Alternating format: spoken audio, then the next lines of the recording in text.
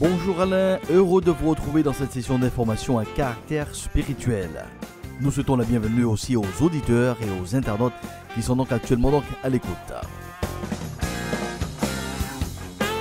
Lors de nos dernières sessions, nous avons mis l'emphase sur l'importance de la crainte de Dieu.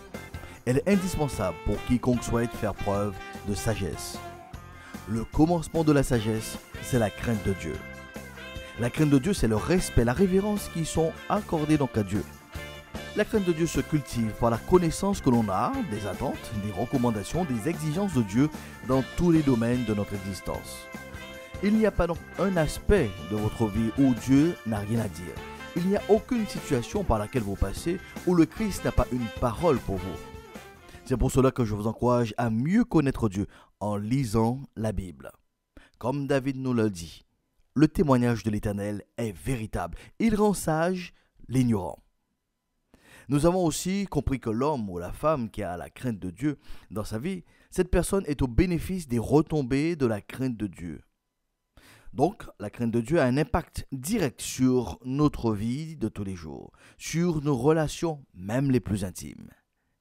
Le Christ ne dissocie pas l'amour que l'on peut avoir pour lui et celui que l'on accorde à son prochain. Il y a donc une interaction entre les deux. C'est ainsi, nous pouvons donc lire dans l'épître de 1 Jean, chapitre 3, à partir du verset 14, ce qui suit. « Nous savons que nous sommes passés de la mort à la vie, parce que nous aimons les frères. Celui qui n'aime pas demeure dans la mort. Quiconque est son frère est un meurtrier.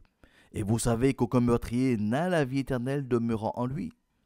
Nous avons connu l'amour en ce qu'il a donné sa vie pour nous. Nous aussi, nous devons donner notre vie pour les frères. Si quelqu'un possède les biens du monde et que voyant son frère dans le besoin, il lui ferme ses entrailles, comment l'amour de Dieu demeure-t-il en lui? Petits enfants, n'aimons pas en parole et avec la langue, mais en action et avec vérité. Jean nous explique donc que la qualité relationnelle que nous avons avec Dieu impactera bien donc la qualité relationnelle que nous avons avec notre semblable. Il dit en substance que nous savons que nous avons du respect pour Dieu au travers de l'amour que nous donnons bien donc à notre prochain.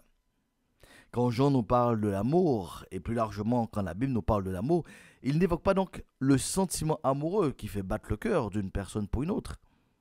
Être amoureux est un sentiment normal dans l'existence de tout individu. La vie nous démontre que le sentiment amoureux doit se transformer en un amour qui est le don de soi pour le bien-être de l'autre. Décrocher la lune pour l'être aimé n'a jamais été une garantie d'un amour sur le long terme. Par contre, quand une personne apprend à aimer avec le temps, elle finit par atteindre la lune avec l'être aimé.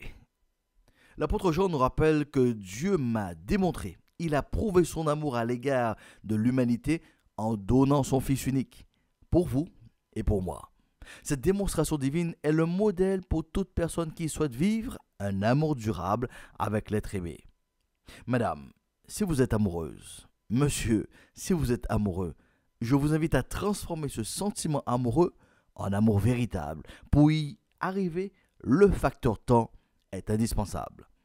C'est avec le temps qu'une personne apprend à mieux se connaître. C'est avec le temps que l'on apprend à mieux connaître la personne aimée.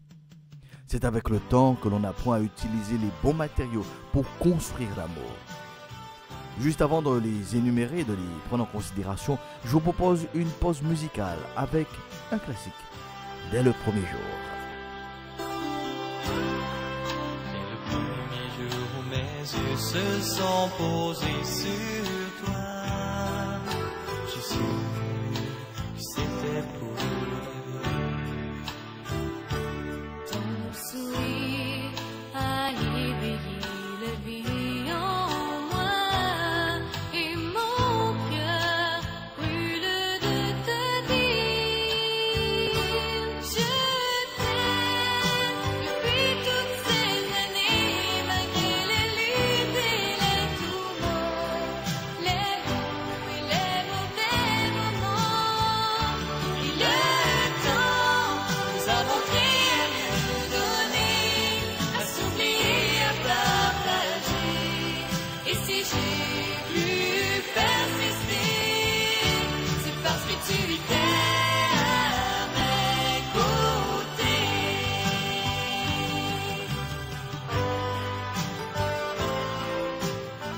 C'était La Famille Amour avec ce titre Dès le premier jour.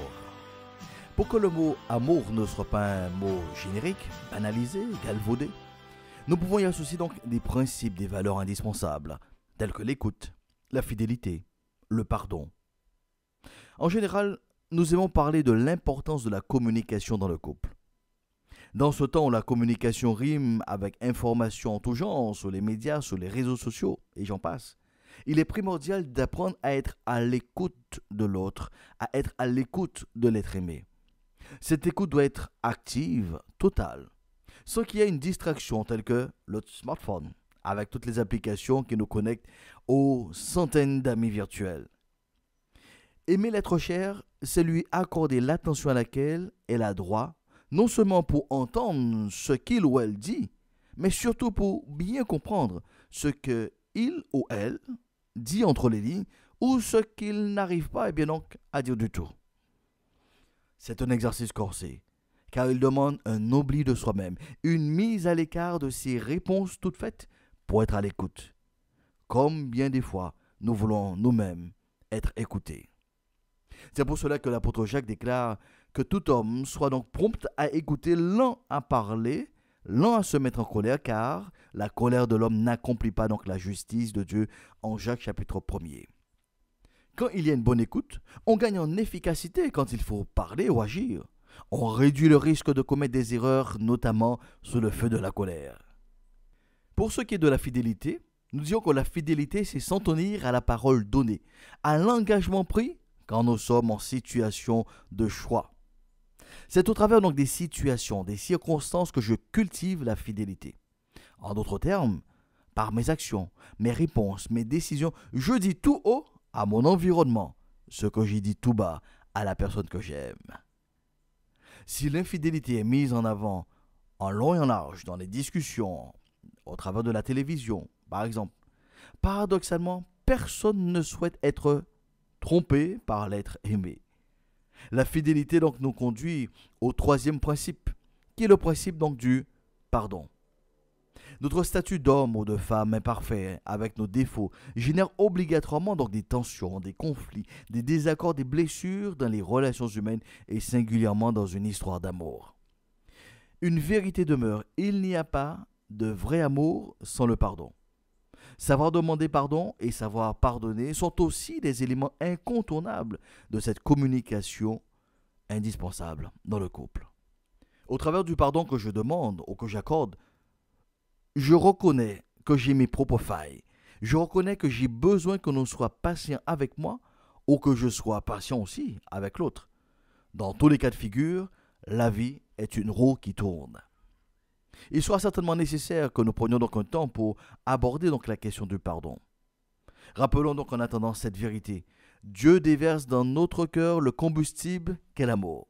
Chaque personne actuellement donc à l'écoute est l'objet de l'amour de Dieu. Cela veut dire, monsieur, que vous avez donc les ressources nécessaires pour apprendre à aimer celle que vous aimez. De même, madame, vous avez entre les mains les matériaux indispensables pour construire votre vie amoureuse avec celui que vous aimez. Pour terminer donc notre sujet de ce jour, je vous lirai donc le descriptif que Paul nous propose sur l'amour en 1 Corinthiens 13 à partir du verset 4. Il nous dit que la charité, ou l'amour qui est donc l'équivalent, que la charité est patiente, elle est pleine de bonté, la charité n'est point envieuse, la charité ne se vante point, elle ne s'enfle point d'orgueil. Elle ne fait rien de malhonnête, elle ne cherche point son intérêt, elle ne s'irrite point, elle ne soupçonne point le mal. Elle ne se réjouit point de l'injustice, mais elle se réjouit de la vérité. Elle excuse tout, elle croit tout, elle espère tout, elle supporte tout.